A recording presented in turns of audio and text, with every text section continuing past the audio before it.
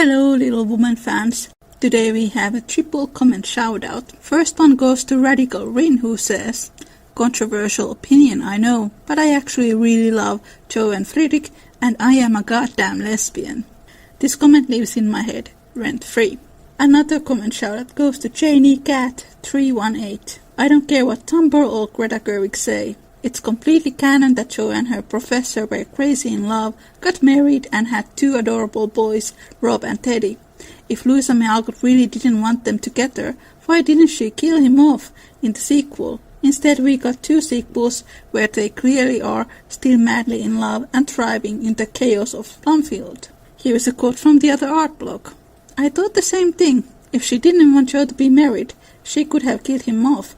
Plus there are so many scenes where she is clearly attracted to him.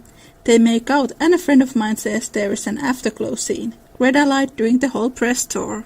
When I have read Greta Gerwig's interviews, all these things that she has said about Little Woman, none of them actually happen in the novel. It really has made me wonder, has she even opened the book? She says that she is some sort of an Alcott expert. And then she ignores some very important elements about her, like the fact that Louisa loved Germany, which is not really something you can miss, especially if you study books that Louisa liked to read.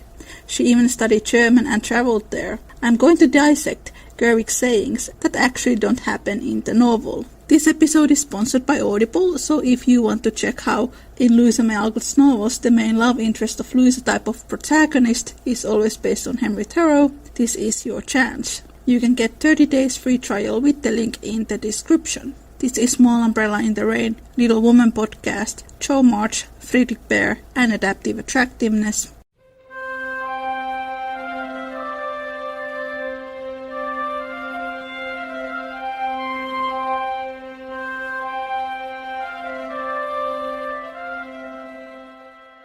Adaptive attractiveness means that in a film or a TV version, a fictional character who is not written to be conventionally attractive is played by an attractive actor. In Little Woman, this happens with Jo, with Friedrich, and with Laurie.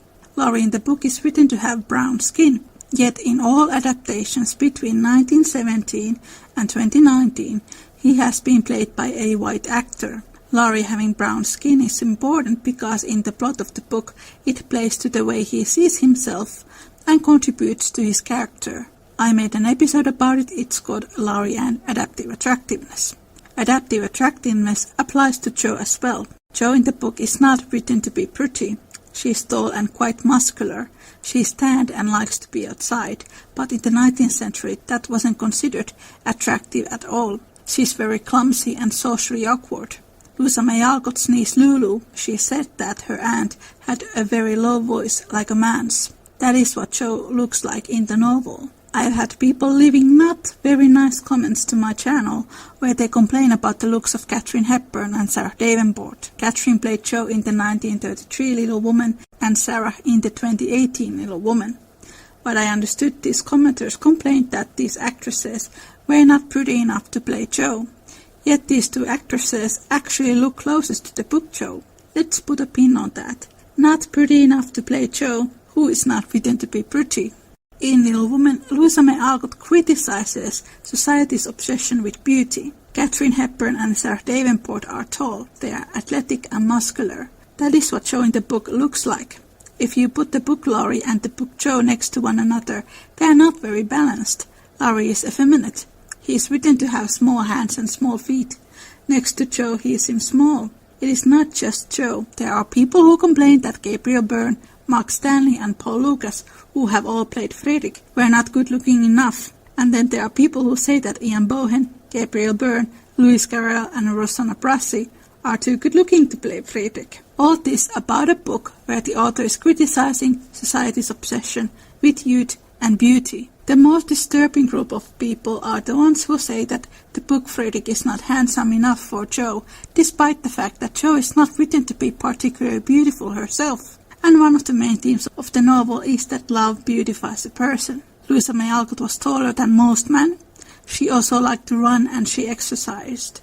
In the 19th century, the average length of women was a bit shorter than now, so you can imagine that Louisa stood out. In the novel, Jo feels herself as a freak and as an outsider. There is criticism towards Meg and Amy because they wish to fit into the female circles. Movies have been criticized because they put the spotlight on Jo and don't focus that much on other sisters. But lately there has been more discussion how Jo, or Louisa, demonizes sisters' femininity. In the 19th century, the world between men and women was strictly divided.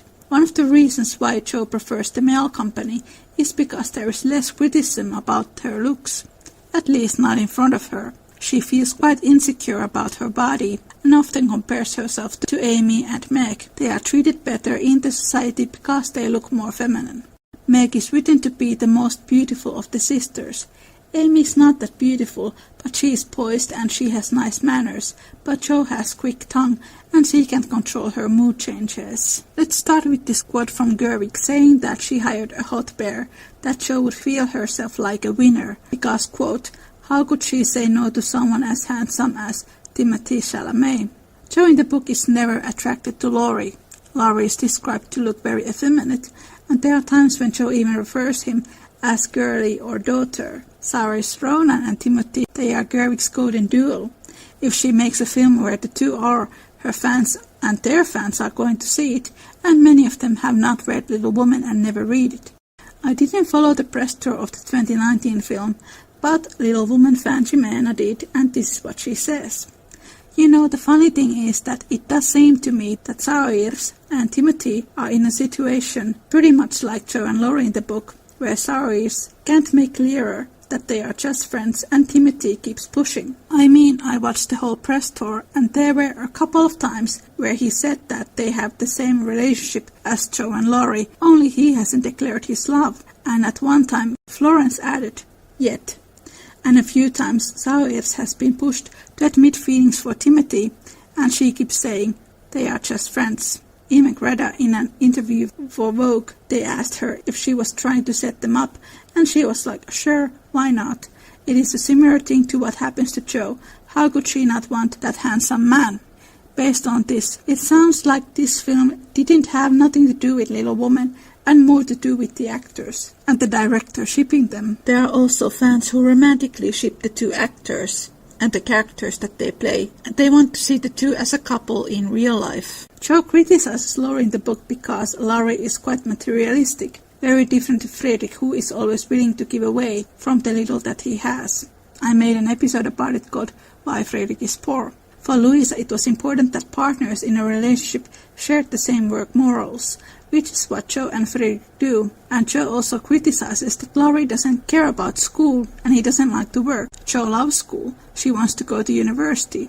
She also admires Fredrik because he is hardworking and they have similar views about education. These elements of Jo's and Laurie's differences and Jo's and Fredrik's similar interests are not in Gerwig's film. The entire Team Bear vs. Team Laurie debate that Little Woman is known for, it is entirely manufactured by filmmakers. 1994 film has been accused of romanticizing Jo and Laurie, but Gerwig's Little Woman is accused for the very same thing. Same has been said about June Allison and Peter Lawford in the 1949 film. The list goes on and on. In the novel, the whole reason why Jo travels to New York is because she doesn't want to be alone with Laurie because he is sexually harassing her. Not only trying to push her into a relationship, but a physical connection that she does not want, at least not with him. If we would actually see Laurie harassing Jo in the films, do you think we would have this entire debate? Here is another quote from Jimena. I read the book expecting and even looking for some romantic elements in Laurie and Jo scenes, but there was none. In the first book they are best friends and nothing more. It's until the second book that everyone notices Laurie's advances, but Jo asks them not to talk about it because it makes her super uncomfortable. Every time he tries, he hits a wall. Seriously, how did he reach to the conclusion that a proposal was appropriate? Did he even have a ring? Greta portrays Laurie just as the character would have portrayed himself, as the martyr who loved a girl who never loved him back. Laurie is not a martyr. People shouldn't pity him. He ignored Jo's signals once and again. He tried to force her to accept, and even threatened to hurt himself. That is so toxic. What Greta Gerwig does, there is this one group who she says that Jo and Laurie belong together. Then another group who she tells that Jo is gay. and third group who she says that Jo is asexual and never wants to leave her home. And the only thing in common with these groups are her anti-Friedrich statements and racist propaganda of him being German. Here is a quote from blogger Myth and Fiction Garden. Gerwig telling one group of people one thing and another something else is the worst thing ever. It is like she's selling herself for money, always changing her opinion. I would also blame the producer or studio for letting her on the loose. I never understood why one should label something for modern audiences instead of being honest to the past and making Friedrich, quote, hot because shallow reasons is anything but right. Too many radical feminists have a, well, let's say, limited understanding of human nature and the world. It is wrong to rewrite history to fit your needs. Louisa had been in love with both Thoreau and Emerson. One shouldn't ignore that. She loved everything German, so saying otherwise is lying. When I started to read Henry Thoreau biographies, there was something that made me 100% convinced that Henry was the real-life Friedrich. It seemed that everyone in Concord had some kind of opinion how Henry looked like. The women who fancied him thought he was handsome. The people who considered him more as an eccentric member of the town thought he looked funny. Some of his friends said that he looked a bit odd when they first met him, but when they got to know him, he started to seem very pleasant. When Friedrich Schiller met Goethe, and Goethe was another model for Friedrich, Schiller wrote that he was a bit disappointed that he didn't look as handsome as he had imagined, but Goethe was such a nice man to be with that he soon forgot his disappointment. In the book When Jo Meets Friedrich for the first time, she does find him attractive. She even positions herself in the nursery so she can stare at him all day long, but the more time she spends with him, in her eyes he becomes more handsome, and Friedrich sees Jo the same way. All romantic interests in Louisa's novels are based on Henry Thoreau in some level. All of them. They have blue eyes, sometimes they have beards, they are tall, they have big hands, big feet, they are solidly built, and they have broad shoulders. Many of these romantic interests also speak with German accents. There is a theory that Louisa May Alcott may have suffered from high-level testosterone production, also known as PCOS, polycystic ovarian syndrome. All people need testosterone, but with women, high level of testosterone can create physical symptoms. Body appears more muscular than feminine, voice becomes a lot lower, and it can create aggression and mood changes. Louisa has been described with all these symptoms. After her service in the war, Louisa became sick with scarlet fever, and she was treated with mercury, and the mercury treatment was continued through the rest of her life, and it messed up her hormonal balance even more. You would find Henry reading Plato and wondering about the relationship between man and nature. He never seemed to care how he looked, with his white hair, shabby clothes, and scuffed boots. He liked to eat with his fingers. For the smitten Louisa May Alcott, Thoreau's eccentric surface was part of his charm. As she later wrote, beneath the defects the master's eye saw the grand lines that were to serve as the model for the perfect man. Louisa wrote about this into Little Woman. This is the scene where Jo begins to describe Friedrich in her letters. Cast away at the very bottom of the table was the professor, shouting answers to the questions of a very inquisitive, deaf old gentleman on one side, and talking philosophy with a Frenchman on the other. If Amy had been there, she'd have turned her back on him forever, because, sad to relate, he had a great appetite, and shoveled his dinner in a manner which would have horrified, quote, her ladyship. I didn't mind, for I like to see folks eat with relish, as Hannah says. And the poor man must have needed a deal of food after teaching idiots all day. When I was younger, I struggled to understand this scene, which probably means that I was a lot more like Amy than I like to admit, but this is actually a really good way to see that the things that Louisa found attractive, they were not things that most people would pay attention. She even mentions how Amy would turn her head away, but she won't. Jo likes that Friedrich is unconventional, and in a way that unconventionality of her and him is something that bounds them. In Jo's Boys there is a scene where Jo has gained weight, and Friedrich tells her that in his eyes she is still the most beautiful woman in the world. Mercury treatment and the high testosterone could also make a person to gain weight. Gerwig called Friedrich stuffy. Once again, zero mentions of Jo's looks. In the novel, Friedrich is written to be a bit stout, and that it's something that Jo actually finds quite attractive. And pretty much all of Louisa's literal heroes are a bit stout. And there is criticism about skinny guys, that Louisa's sister May liked skinny guys and Louisa liked dad butts. What is so difficult about this for people to understand? I have mentioned this before, but here we go again. A Jo worshipper comes to meet Jo, and then she sees her portrait, and Ted, who is Jo's and Friedrich's son, says that it is a portrait of his mother. And this fan is horrified and doesn't want to meet her since she thinks that Mrs. Bear is a goddamn ugly. All based on Lucy's own experiences with Jo worshippers who were always disappointed when they saw her because they imagined that she would look pretty like Jo. But Jo is not written to be pretty in the book. Looking the way Louisa looked like, it wasn't easy to find love, or somebody who'd say that she was the most beautiful woman in the world. To my experience, there are two types of Alcott schoolers. The Alcott schoolers who make the connection between Louisa's love life and Jo's love life. Then there are Alcott schoolers who don't make the connection and also ignore Louisa's love life. And their arguments for hating Friedrich's character, which often is the case, is that they don't think he is handsome, which is very superficial since there is no such thing as universal standard for beauty. This is a quote from Claire Bender's essay, Gender Stereotyping Little Woman. Geraldine Brooks declares, "Another reason Alcott crafted the direction of Jo's life in this way was because she seemed to want to marry but never did. It seems likely, however, that she did have at least two different love interests in her life. Perhaps Alcott decided to give Jo what she herself always wanted, marriage and a family.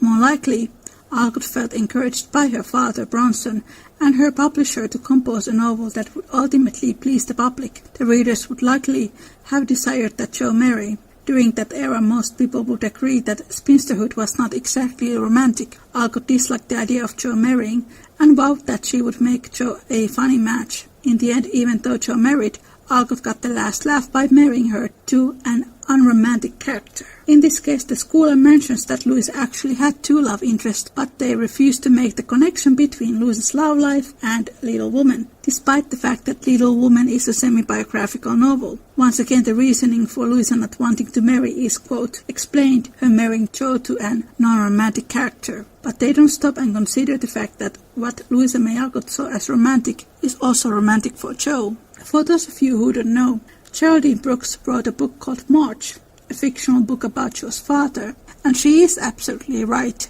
Louisa did want to get married and have children, and it seems that she wanted all that with Henry, so why Louisa didn't marry? Henry passed away when Louisa was 28 and he was 44. In Little Woman, Jo and Friedrich marry when Jo is 28 and Friedrich is 44. Even after Henry had passed away, Louisa never gave up hope. She writes about the men she meets in her journals. Louisa wanted to marry for love, but in those times most people married for money. Louisa's sister May had also written to her journal how difficult it was for her to find a partner who would allow them to work outside home. Gerwig said that Laurie is Jo's first feminist ally, and that Laurie wants Jo to step into the adult world. When I got into this point of this interview, I was like, what is this imaginary book that Gerwig has read, since none of that happens in the actual novel? When Laurie proposes Jo, he says that once they marry, she doesn't need to write and she has more important things to do, like to take care of him. He's a man-child. If anything, Jo is the adult in that relationship, and she is frustrated that he is behaving like a young boy even in his early 20s.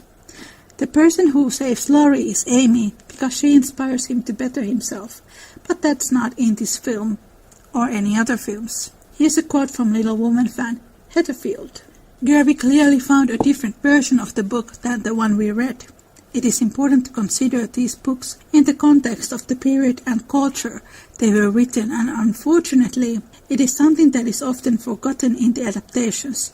But how can you understand a story and a character if you don't know the cultural and societal reasons that motivate them?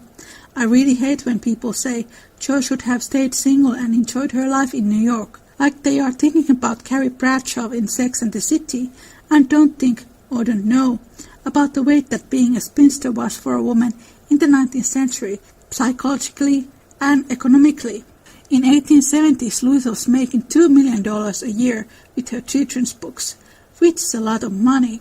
What I checked, that is about $21 million today.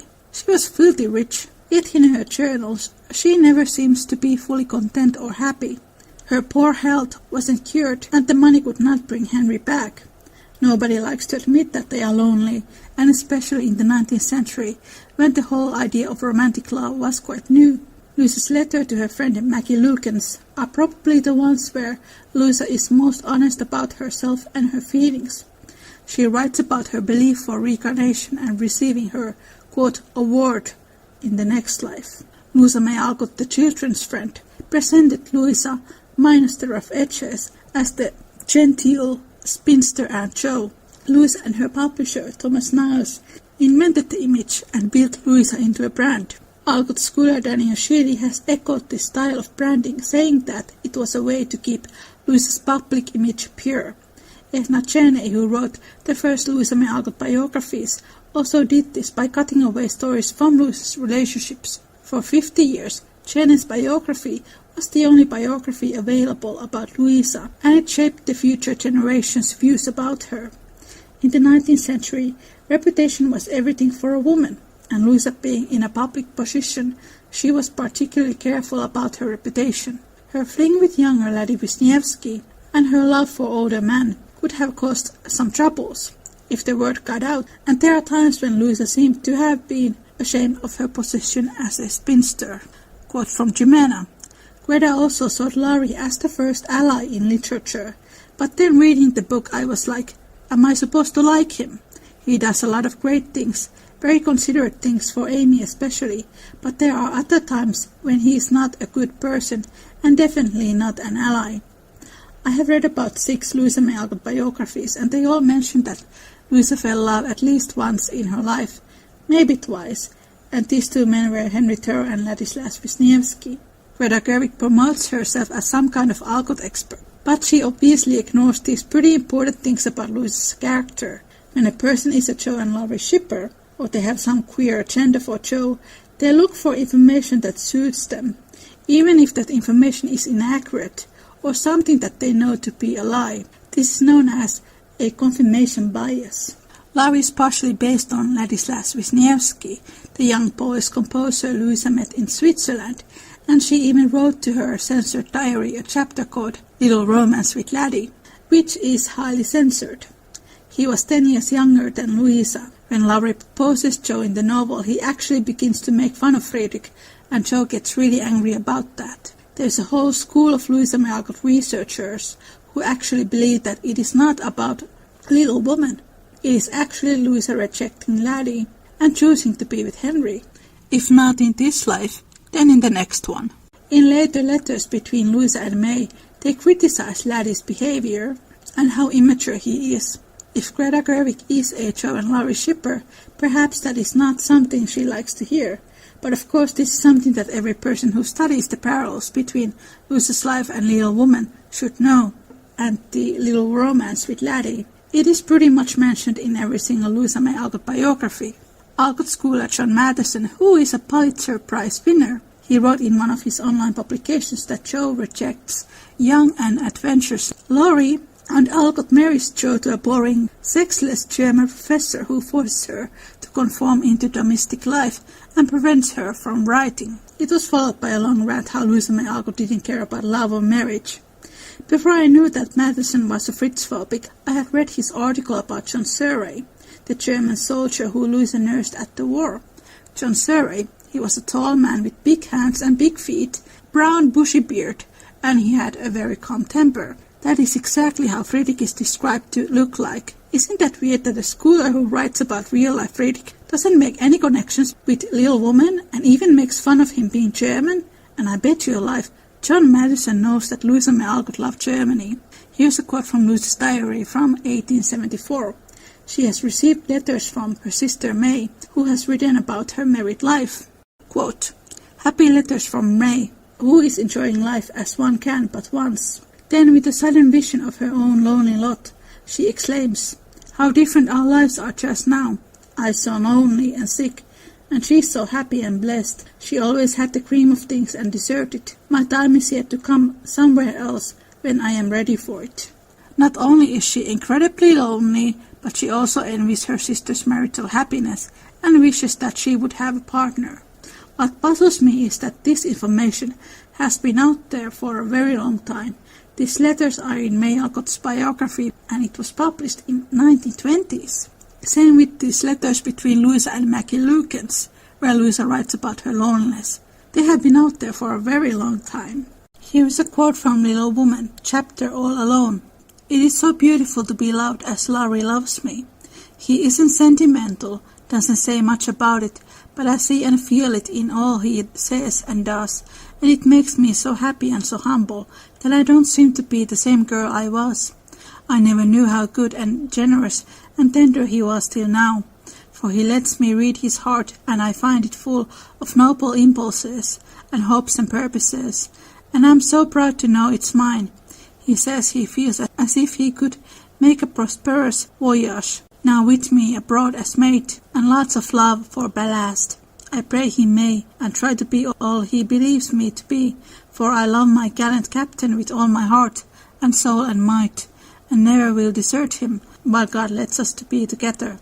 Oh, mother, I never knew how much like heaven this world could be when two people love and live for one another. And that is our cool, reserved, worldly Amy. Truly, love does work miracles. How very happy they must be. And Joe laid the rustling sheets together with a careful hand, as one might shut the covers of a lovely romance, which holds the reader fast till the end comes, and he finds himself alone in the work-a-day world again. By and by Joe roamed away upstairs, for it was rainy and she could not walk. A restless spirit possessed her, and the odd feeling came again, not bitter as it once was, but a sorrowful patient wonder why one sister should have all she asked, and utter nothing.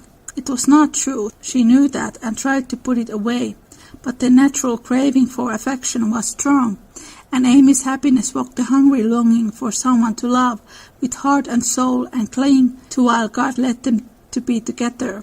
Up in the garret, where Joe's unquiet wanderings ended, stood 4 little wooden chests in a row, each marked with its owner's name, and each filled with relics of the childhood and girlhood ended now for all.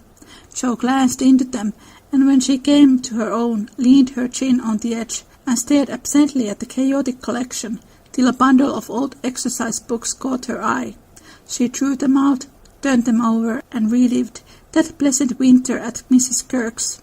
She had smiled at first, then she looked thoughtful, next sad, and when she came to a little message written in the professor's hand, her lips began to tremble, the book slid out of her lap, and she sat looking at the friendly words, as they took a new meaning and touched a tender spot in her heart. Wait for me, my friend. I may be a little late, but I shall surely come. Oh, if he only would. So kind, so good, so patient with me always, my dear old Fritz. I didn't value him half enough when I had him, but now how I should love to see him, for everyone seems to be going away from me, and I am all alone. And holding the little paper fast, as if it were a promise yet to be fulfilled, Jo laid her head down on a comfortable rag bag and cried, as if in opposition to the rain pattering on the roof. Was it all self-pity, loneliness, or low spirits? Or was it the waking up of a sentiment which had abided its time as patiently as it inspired? Who shall say? After reading that letter, how can anyone say that Amy didn't love Laurie? The book was written earlier than May's letter, but as you can see, the feelings that Jo is going through are very similar to Louisa. The way she felt alone reading about her sister being happily married, and as you can see, Jo and Fredrik in the book, they parted as friends. And what the heck was that scene in Greta Gerwig's film of Jo wanting Laurie to take her back? How many Jo and Laurie confirmation biases will be born out of that? Here's another quote from All Alone. There are plenty to love you, so try to be satisfied with father and mother, sisters and brothers, friends and babies, till the best lover of all comes to give you your reward. Mothers are the best lovers in the world, but I don't mind whispering to Mommy that I'd like to try all kinds. It's very curious, but the more I try to satisfy myself with all sorts of natural affections, the more I seem to want. I'd no idea hearts could take in so many. Mine is so elastic. It never seems full now. Those people who say that Jo doesn't want to grow up and just wants to live at home. She says right here in the novel that kind of life where you take care of your mother and your father, it doesn't fulfill her and it feels very lonely to her. Listen to this. Jo had got so far. She was learning to do her duty and to feel unhappy if she did not, but to do it cheerfully. That was another thing. She had often said she wanted to do something splendid, no matter how hard, and now she had her wish. For what could be more beautiful than to devote her life to father and mother, and if difficulties were necessary to increase the splendor of the effort? What could be harder for a restless, ambitious girl than to give up her own hopes, plans and desires, and cheerfully live for others? The idea of living with her family, it does not satisfy her. She sees it more as a duty. And then you have Greta Gerwig saying certain demographic of the moviegoers that Jo only wanted to live with her family and never grow up, which is BS. And then there are all these other demographics who she's telling a completely different story. I am sure you listeners are starting to understand how deeply intertwined this problem about Friedrich's looks is, and in the end, how silly these excuses are. Louisa was often described as someone who had, quote, masculine air around her. When her fans saw her, they were disappointed by the way she looked like, because they thought she would be young and pretty. Imagine what that makes to a person's self-esteem, and because Louisa looked very masculine, it would not have been that easy for her to find men who considered her attractive. She had lots of male friends, but these younger male friends, they saw her more as a mother than as a partner. Like Laddie Wisniewski, who called her as his, quote, little mama, and he also asked Louisa to call him Vario, which was a nickname that his mother called him. Now, the people who are listening, how many of you would like to be in a relationship with someone who asks you to call them with the nickname that their mother calls them? Maybe not that many. In this interview that I am quoting, it is said that Louis Garrel is also especially welcome as a young, more affable version of the stuffy Professor Bear. Louis Garrel was 36 when he filmed Little Woman. Friedrich in the book is 39. Wow, 3 years. What a way to make Friedrich younger. Greta Gerwig has also been criticized for criticizing Friedrich's age because she is married to a man who is 14 years older than she is, quoting Jimena again. The hypocrisy of the filmmakers is unbelievable. They complain about Bear's looks but ignore the fact that Jo was never superficial and that she herself looked unconventional. Jo's and Friedrich's age difference in the book is 16 years because Henry was 16 years older than Louisa. Jo is 24 in the book when she meets Friedrich and 28 when she marries him. She's a full-grown adult. It is possible to make a Little Woman adaptation and have younger man to play Friedrich without making fun of the characters or his relationship with Jo. 1949 Little Woman does that really well, and Rossano Brassi was 30 when he played Friedrich. Not to mention, this is what Jo says in the novel. Quote, "Don't call yourself old. 40 is the prime of life, and I couldn't help loving you if you were 70. This is a quote from Gerwig's interview. I almost dropped the book while reading it. I was like, oh, of course this is her book, and it's certainly not because Jo marries Professor Bear. That's not why we love her, and that's not why women who wanted to be writers have flocked to her. Not in the hopes of meeting an older German professor who gives them sketching feedback, who doesn't like what they are doing, and makes Jo to use the word toe. This made me convinced that Greta Gerwig hasn't actually read Little Woman, because what is she talking about? The time when Jo is in New York is based at the time when Louisa was in her 20s, and she wrote sensational stories to a New York magazine. Louisa did not like her editor, Frank Leslie. In Little Woman, Mr. Dashwood is a caricature of Frank Leslie. Weekly Volcano is a caricature of that magazine where Louisa worked. In Greta Gerwig's Little Woman, not only is Mr. Dashwood helping Jo to publish her sensational stories, but he is the one who helps her to publish Little Woman and tells Jo to marry off her heroine. If you want to look a villain in Little Woman the novel, it's actually Mr. Dashwood, not Friedrich, because Mr. Dashwood is the one who wants Jo to write stories without moralities. In the chapter, Louisa also writes that Jo is expendable, and if she quits, it is easy to find somebody to replace her. Louisa and her publisher Thomas Niles were friends in real life, and their letters have been published. You can read them online. He never asks her to marry off any of the characters. They discuss about branding, the spinster Aunt Louisa, the way she is going to be marketed to the public, especially for children. Friedrich in the novel, he helps Jo to find her potential as a writer, and here we have Greta Gerwig, who has said that she is Jo March. Well, if she is Jo March, how come she doesn't know such basic things from Jo, like the fact that she had a mental breakdown when her publisher asked her to write themes that she felt uncomfortable? This also happened to Louisa. She left the magazine because of the disagreements that she had with Mr. Leslie. This is a quote from Little Woman. Jo's inner struggles. She was living in a bad society. An imaginary though it was, its influence affected her, for she was feeding heart and fancy on dangerous and unsubstantial food, and was fast brushing the innocent bloom from her nature by a premature acquaintance with the darker side of life, which comes soon enough to all of us. One more quote from Jimena. I was expecting Bear to be this mean, judgmental man who criticized Jo unfairly. I was expecting their confrontation scene, which made me very uncomfortable while watching the movie. In the book, she and Bear never fight. Moreover, he was right. And when he arrives at Concord, I was incredibly surprised at how much I loved him. Jo and Friedrich don't argue in the book. They argue in the series from the 70s, 1994 film, 2017 series, and in the 2019 film. The thing that people like Greta Gerwig are mad about, saying that Friedrich is some kind of bully, it doesn't happen in the novel at all. Jo herself is the one who demonizes her sensational stories, because Louisa May Alcott herself called her sensational stories trash. And she did not like the magazine or the editor. The thing that people like Greta Gerwig are mad about, saying that Friedrich is some kind of a bully, it doesn't happen in the novel at all. They themselves actualized that, and she had the opportunity to follow the novel, but she didn't. Moreover, why would Louisa marry her literal alter ego to someone who doesn't support her? The name of the chapter is quite literally friend.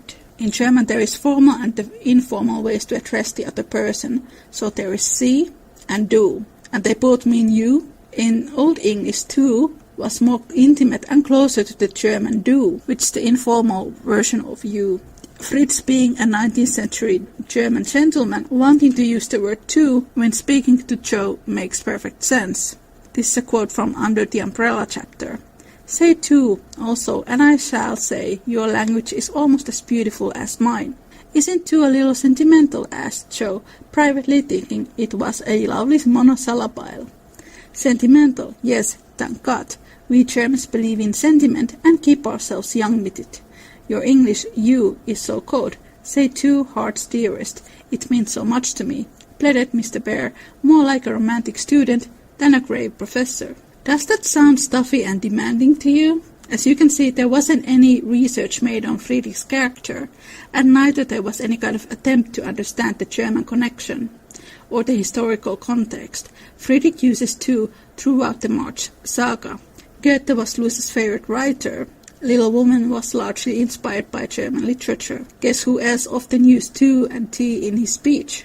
Henry David Thoreau. Louisa's adoration for Henry was not very vague. For example, in work Story of Experience, which was Louisa's last published novel, the male character David is a mild-tempered philosopher/gardener. Henry's birth name was David Henry, but he later on turned it into Henry David. When David confesses his feelings to Christine, he says he struggles to express intimate emotions, and Henry has been described to be somewhat a stoic personality. You can see the same in Little Woman. Friedrich wants to confess his love for Jo, but first he wants to get signs from her that she feels the same, and Jo is expecting him to do the same, and it's all about fear of rejection.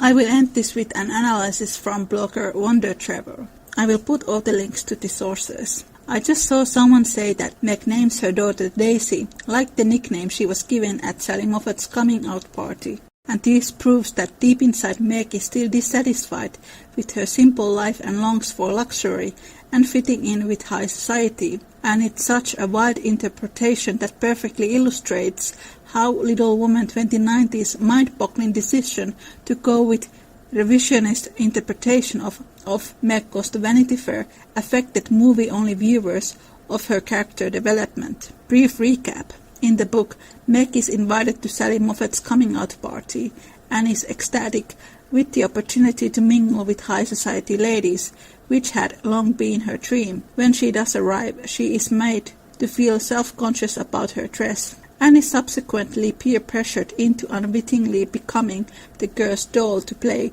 dress-up with. At the party, malicious rumors are spread about her and her family, and Meg ends up realizing that by trying too hard to fit into a perceived glamorous mold, she made a fool of herself. She tells Laurie not to tell Jo how badly she behaved, and the overall experience serves as a tough lesson for her in the folly of chasing materialism at the expense of your own identity. The 2019 version of Little Woman inexplicably turns all of that into Meg just wants to have some fun, but Laurie shows up and spoils it by being a big meanie. She later tells him to let her have her fun for this one night, and then she promises to be good for the rest of her life. There is no point being made about toxicity of peer pressure or the loss of identity, nor is Meg confronted with the dark side of the glamorous lifestyle she so desperately covets. It's just Meg's Cinderella moment before she goes off to get married and be a miserable mother with financial problems. I don't think anyone needs an in-depth explanation as to why the 2019 version's interpretation completely throws everything off track, but let's get back to Meg and Daisy for one moment. It's stated very clearly in the book that the reason Meg's daughter is nicknamed Daisy is so that the family doesn't end up having two Megs. The same way Amy's daughter is called Bess, not Beth, and Meg's youngest daughter is Josie, not Jo. So why is it okay for one Margaret to be Daisy and not the other? I don't know, man. Maybe it's because Meg already has a name, and the rich girls disregarded it and replace it with the nickname of their own liking, not so subtly turning her into an object of their own making, because they don't actually respect her as her own person, only as a version of her that has been made acceptable to them. Meg's Daisy nickname is offensive, it's derogatory, and Laurie points it out. It's quite literally a loss of identity. Even if you're not a book reader, you should be able to glean that much from Meg Goes to Vanity Fair. But of course, with the way 2019 version played out, Meg Goes to Vanity Fair, is it any surprise that some viewers ended up having this interpretation? I need to add here that in the 19th century, Daisy was a nickname for Margaret. Mommy's name is Margaret, and Meg is shortened from Margaret. Her daughter's name comes from a place of love and respect, not a poor attempt to recapture a moment in her life. Here is another quote from the other art blog. I admit I hadn't thought about that particular scene in the movie, so Meg basically learned nothing from that experience. This is one more example of how 2019 movie portrays the girl's flaws as minor things.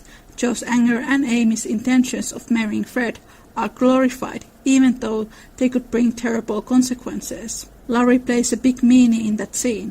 It shows how men are killjoys in this movie, mainly with Laurie and Fritz especially. God damn it, Greta. A feminist movie is not about making men look bad. I wrote a whole article about it, Laurie's line in Fast and Feathers, but I forgot to mention something. Laurie criticizes Meg as you said. She's not being herself. He has no problem with Amy being all dressed up, because that's who she is. She's not faking anything. Being yourself is a big lesson in Little Woman saga, because it's a fundamental part of the whole coming-of-age theme. The characters try constantly to please others at their own expense. Meg, the other girls. Laurie, Jo. Jo, her publisher. Tom, Nan. Amy, society. And Fred's family. Amy would have had to give up her art if she entered into the Vaughan family as Kate did. The point is, she's making bad decisions too. They failed every time. Friedrich is an example during the symposium because he stood firm and defended his beliefs in a room full of people who thought the opposite way. And at that moment Jo knew this was the man for her. While the 2019 movie makes men seem as party poppers, in the book they help the girls once they are out of the nest. Stuff like Greta Gerwig saying that Friedrich is forcing Jo to use toe, which doesn't happen in the novel. It's like she's making up excuses for people to hate him. Isn't that how fake news are being spread? person represents themselves as an expert on something and then just make up things as they go. Or in this case, Gerwig just gives a different answer every time when someone is asking about Jo, while making a mockery of something she says that she loves. When I have come across Jo and Laurie fans or anyone with alternative fan theories for Jo, what they do is they close their eyes and their ears and say, I don't want to listen or hear anything, when you are pointing out something that actually happens in the novel or happened in Louisa May Alcott's life. Instead of making a movie that would be truthful to the novel and open a dialogue about the novel and the author, we have a filmmaker with a huge marketing budget appealing to these different fan theory groups, not being truthful to the novel but actually making fun of it. You are not opening a dialogue or increasing people's understanding of the author. You are in fact creating divisions. Thank you for listening. Take care and make good choices.